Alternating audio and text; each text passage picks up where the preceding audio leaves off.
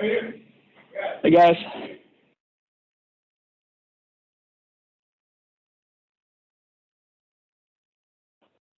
We'll get Isaac situated and get this thing rolling. Yeah, I'm ready, man. Shoot. Hit the unmute on there if you don't.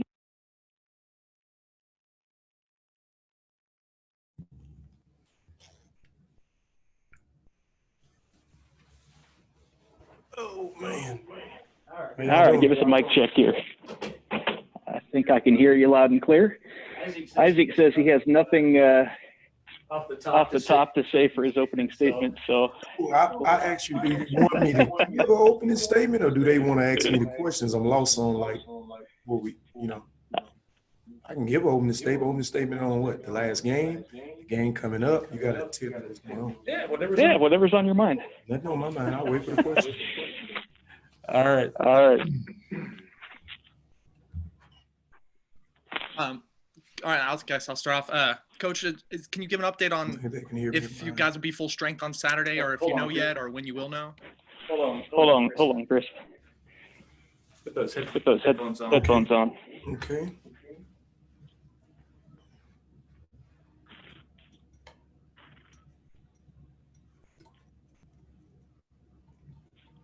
How you guys doing? Good. How are you? Good. All right. Let's try this again. All right. Coach, can you give us an update on if you guys will be full strength on Saturday, or when you will know that, as far as the guys that have been out? Some of the guys are just coming back today, but we won't be full strength today in practice, and we won't be full strength tomorrow in practice. Some of those guys still have to go through COVID protocol where they can only go for 15 minutes, 30 minutes the following day, 45 minutes the day after that.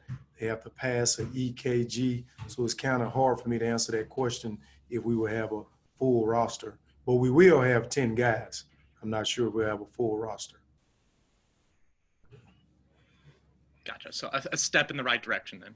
Yes, without a doubt. We'll have enough guys to practice with today, including the walk-ons. We will have 12 guys in practice today. And looking ahead at Oklahoma State, obviously they're a tough team, and they have some talented freshmen within, especially Cade Cunningham. What makes him so good, if you've looked at him at all or have seen anything? He's just an NBA player. He's 6'8".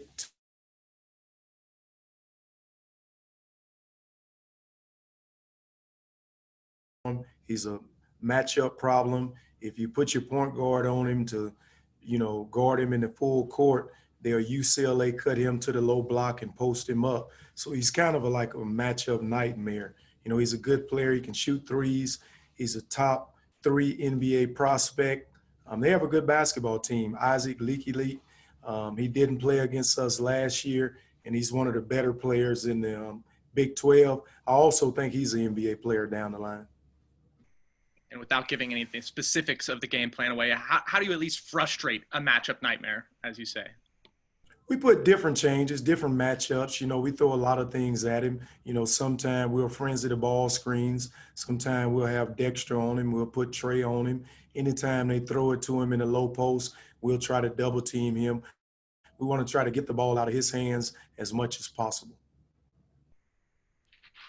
Yeah, Coach, Dexter, he's taken on a lot of great offensive players over the years. So I'm sure he's going to see some time on Cade. So what does he have to do a good job of when he's on him? And you think that's a challenge that Dexter's up to?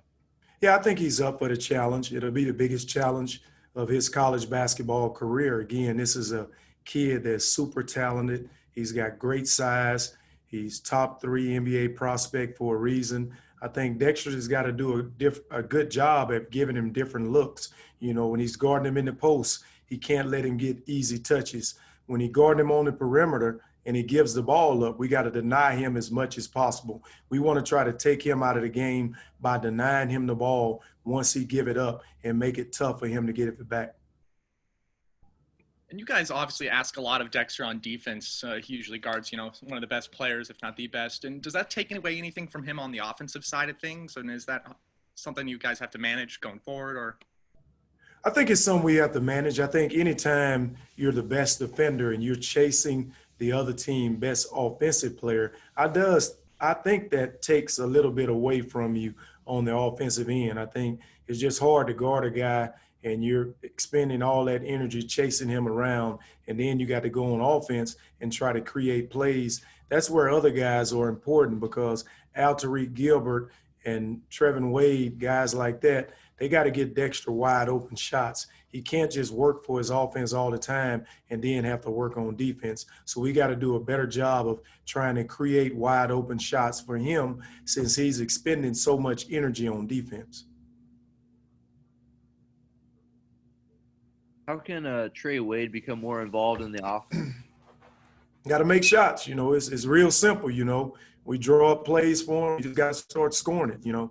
I think when you're struggling offensively, the best way to get involved is you got to try to get deflections on defense and go down and get you some layups.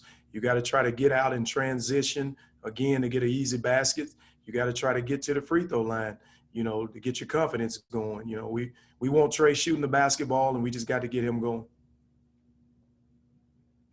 How tough has it been for the handful of guys that haven't been able to play yet? Just how are their spirits as we're now, December 8th, and they haven't played a game yet? Just how are they doing as a whole? It's tough with those guys. They've been positive, but they're really down because some of those kids didn't have COVID, and they would have to sit out for 14 days because of close contact. And all of a sudden they would get it, 4 or 5 days later, and then they would have to spend another 10 days in. So some of them have been in quarantine, throughout the year for at least 24 straight days. So it's been difficult, but I think they got good spirits and they're ready to get back in here and practice. What's your message to those kids that are returning, and just as they've been in quarantine, what have you been kind of telling them just to keep morale up? I just call them every day, ask them how they're doing, making sure they're feeling well. Is there anything that we can do for you guys? I try to get on, Zoom and go over the plays with them and make sure they understand the system. I call their parents to talk with them to make sure everything is okay, and just let them know, we can't wait for them to get back. And when they get back, we'll try to cover everything, to make sure they know all of it. And we'll try to get them back in shape. And we don't just want to rush them back on the basketball court. We want to make sure they know everything. And we also got to make sure they got good conditioning before we can just put them out there. And you guys had a firsthand look of just how good Tariq Gilbert could be when he was at UConn and he would play against you guys. But now that he's on your team, is he as good as advertised, as well as, as good as he is distributing and scoring? Yes, good player that can create shots off the bounce. He helps get a lot of guys wide open shots. He's a good on-ball defender. We just got to make sure that we put him in situations where he can get in the lane and create easy opportunity for other guys. But yes, he's good. He's a talented kid. He's a senior, and I'm glad he's a part of our basketball team. Hey, Coach, I know with several guys returning, how is that going to impact minutes for someone like Clarence Jackson, who's been such a igniter off the bench for you so far? I tell the kids every day, you earn your minutes in practice. I don't set a certain amount of minutes that you're going to get. You earn that. You dictate how many minutes you're going to get in practice. So whoever come into practice that is practicing well, it doesn't matter your name. If you're doing what you're supposed to do and you can get more minutes, you're going to get them. I don't predict how many minutes you get. You dictate that by doing what you're supposed to do in practice. And with Clarence, does he have a little Richard in his game? Are there former players that he kind of reminds you of, just with his effort and just the relentless way that he, attacks rebounds? Yes, I would say like Rashad Kelly, a smaller version, but he's a guy that can play more three. He can, guard 1 through 4. He's high energy. He can make wide open jump shots. His minutes will continue to go up. He just got to keep learning the system. That's the biggest thing with him. He plays hard. He plays the right way. He just got to continue to learn our system, and his minutes will continue to rise. I thought there were some good flashes from Ricky Council too. What did you like from what you saw from him in his first game? Ricky is super talented. He's athletic. He can really handle the ball. The fact that Ricky can create shots off the bounce, I think that helps us when we put our dribble drive offense in, our motion offense, he's a guy that at the end of the shot clock, he can create stuff off the bounce. So the fact that he can create, that helps us a lot.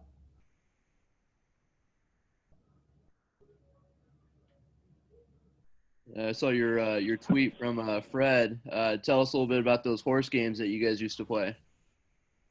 He beat me every time. I'm just waiting for the rematch. He's a good basketball player. So excited that, you know, he got the huge contract. He deserves it. He's a winner, and he's one of the Shocker legends. So happy for him. Anybody else? Yeah, I just had another one real quick. What's the competition or relationship like with Trevin and Trey, the brother tandem? Do they have that friendly competition where they're trying to one-up each other in practices and stuff, or just what's that dynamic like? Oh, yeah, they're always competing against each other. They're always pushing each other, always encouraging each other. They like each other a lot. We try to put them on the same team a lot in practice so those guys can go together and play well. They're just always competing hard against each other. It's a good relationship. From these last All right, everybody good? From these last two games, just overall, what was your biggest takeaway from this team, and just where's your confidence level? I think the first game, I love the fact that we got down 9 or 10 points, and those guys didn't point fingers. They stayed together, and that was a lot of leadership. I like the leadership on this team following that Oral Roberts game. I think the game against Mizzou, we can learn a lot from that loss. You know, Mizzou was a big physical basketball team that really pushed the ball hard in transition. And I think that taught us some lessons that we can learn from. You know, now we got to work on getting back in transition. We got to make sure that we're breaking to get open with our cuts. So even though we lost that game to Mizzou, I think that's a game we can learn a lot from. And real quick, at the center position, you know, Mo and Poorbear, I mean, they have good flashes, but, you know, at the end of the game, when you look at, you know, the combined production, I'm sure you guys want a little bit more. So what are you telling the guys at the 5 position? What has to get better going forward? We just got to get those guys better. I mean, right now, like you said, we're not getting the production that we want, but we're going to continue to compete in practice. We're going to continue to try to get those guys better. And I'm telling the guards, you got to do a little bit more creating to try to get those guys some wide open layups, some wide open dunks, some wide open 15-footers, and that'll help get their confidence a little more. But I'm telling all the big guys, when you're struggling offensively, you still got to do stuff that can affect the game, like rebounding, defending, you know, playing at a higher energy on defense. So we got to do those things in order to get better inside. All right, Coach, I know you got practice to get ready for, so we'll Thank you, Coach. cut you loose. Appreciate it. Thank you. Yeah. Thank you.